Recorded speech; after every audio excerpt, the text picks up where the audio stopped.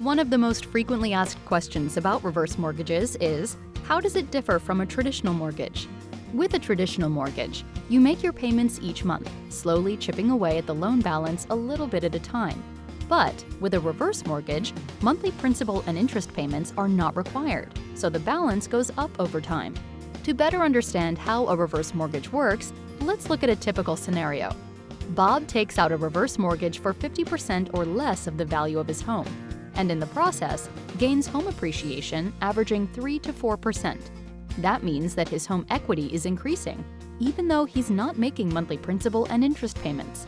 The value of his home may be growing faster than his loan balance, turning home equity into retirement cash flow for Bob to use to help fund his retirement while still allowing him to leave a family legacy to his heirs.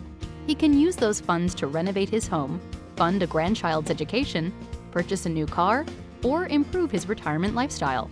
To find out more about how a reverse mortgage can benefit you and your family, call us today.